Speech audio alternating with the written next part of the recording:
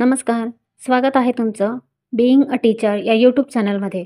तर आज आपण इथे आपल्या हस्ताक्षरातील अक्षर गट 2 यामधील अक्षरे कशी लिहायची ते शिकणार आहोत. आता मी इथे अक्षर गट 2 मधील काही अक्षरे लिहित आहे. त्यामधील ट, ठ, ढ, द आणि क्ष. आता ही अक्षरं थोड्याफार प्रमाणात एकाच पद्धतीने काढायची अक्षरं आहेत. आता मी इथे ह्या 2 लाईनच्या मध्ये बरोबर एक लाईन दिलेली आहे. म्हणजेच वरती 50% आणि खाली 50% असं आपण समजूयात. आपल्याला ट ची उभी लाईन आहे ती फक्त 25%च काढायची आहे. बरीच मुले ती अर्ध्यापर्यंत काढतात. आत्ता मी काढून दाखवलेलं आहे त्याप्रमाणे. काही मुले एकदम छोटीशी काढतात. काही मुले उभी लाईन न काढताच ट काढतात. तर असे न करता आपल्याला व्हिडिओमध्ये दाखवल्याप्रमाणे आत्ता मी जो ट काढला आहे त्याप्रमाणे ट लिहायला शिकायचं आहे. मराठी अक्षरं लिहिताना डावीकडून उजवीकडे आणि वरून खाली अशा पद्धतीने आपण मराठी अक्षरं लिहित असतो. बऱ्याच मुलांना उलटी अक्षर लिहायची सवय असते. तर ती तशी न लिहिता डावीकडून उजवीकडे अशीच लिहायची आहेत. काही मुलं अर्धवर्तुळ काढताना खूप पुढच्या साईडला नेतात. तर तसं करायचं नाही. ट काढताना आपल्याला अर्धवर्तुळाचा शेवट उभी लाईन काढलेली आहे त्याच्या थोडंसं पुढे न्यायचं आहे. तर अशा पद्धतीने तुम्ही ट काढण्याचा सराव करू शकता. एक अक्षर तुम्हाला पूर्ण पेज भरून लिहायचं आहे, त्याचा सराव करायचा आहे. प्रत्येक अक्षराचा एवढा सराव करायचा आहे की आपण सुरुवातीला जे अक्षर काढत होतो चुकीच्या पद्धतीने ते पूर्ण विसरून गेलं पाहिजे.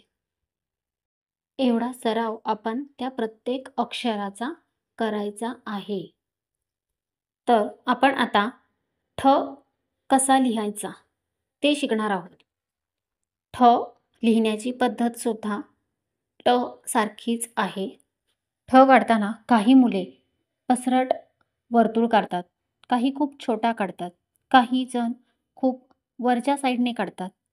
म्हणजेच ठ ची उभी लाईन आपण देतो त्याच्या डाव्या साईडला आणि उजव्या साईडला वरून सुरुवात केल्यामुळे तिथे खड्डा तयार होतो आणि मग तो ठ जो आहे तो चांगला दिसत नाही. आपलं अक्षर चांगलं येत नाही. काही मुले खूप उभट वर्तुळ काढतात. त्यामुळे सुद्धा ठ चांगला येत नाही. ठ काढताना आपल्याला वरच्या साईडला दोन्हीही बाजूने 90 डिग्रीचा अँगल तयार होईल या पद्धतीने आपल्याला ठ काढायचा आहे. त्याचा सराव करायचा आहे. जास्तीत जास्त सराव केला तर आपल्याला ठ चांगल्या प्रकारे लिहिता येऊ शकतो. इथे मी शेवटी जो ठ तुम्हाला काढून दाखवला आहे त्याप्रमाणे ठ तुम्हाला काढायचा प्रयत्न करायचा आहे. पूर्ण पेज भरून तुम्हाला ठ काढण्याचा सराव करायचा आहे. दुसरा ठ हा पहिल्या ठ पेक्षा कसा चांगला येईल या पद्धतीनेच ठ काढायचा आहे. तर आता आपण ढ काढायला शिकणार आहोत. आता ढ काढताना आपल्याला काय करायचं आहे, ढ ची उभी लाईन आणि खाली जो छोटा वर्तुळ आपण काढतोय त्या वर्तुळाचा शेवट आणि वरची लाईन ही एका रेषेत असली पाहिजे. या पद्धतीने आपल्याला ढ काढायला शिकायचं आहे. बरीचशी मुले ढ काढताना खालचा वर्तुळ खूप छोटा काढतात किंवा खूप मोठा काढतात किंवा मग खूप पुढच्या साईडला काढतात किंवा खूप मागच्या साईडला काढतात. तर असा न काढता तो व्यवस्थित व्हिडिओमध्ये दाखवल्याप्रमाणे काढायला शिकायचं आहे. तर आपण आता द काढायला शिकणार आहोत. द सुद्धा ढ प्रमाणेच काढायचा आहे. द काढताना आपल्याला द च्या खाली जो आपण छोटा वर्तुळ काढतो तो वर्तुळ काढताना हात न उचलता द ची खालची लाईन आपल्याला उजव्या साईडला क्रॉसमध्ये द्यायची आहे, सरळ द्यायची नाही किंवा डाव्या साईडला सुद्धा द्यायची नाही. मी व्हिडिओमध्ये दाखवल्याप्रमाणे तुम्हाला द लिहिण्याचा सराव करायचा आहे, पूर्ण एक पेज भरून. तरच तुम्हाला द चांगला लिहिता येणार आहे. तर आपण आता क्ष लिहायला शिकणार आहोत. या क्ष मध्ये सुद्धा द लपलेला आहे. पण आपण द पासून सुरुवात न करता वरून सुरुवात करायची आहे.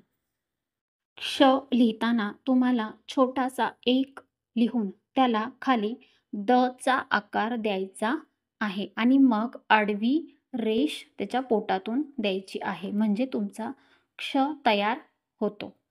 मी व्हिडिओमध्ये दाखवल्याप्रमाणे तुम्ही जास्तीत जास्त क्ष लिहिण्याचा सराव करा, म्हणजे तुम्हाला क्ष चांगल्या प्रकारे लिहिता येईल.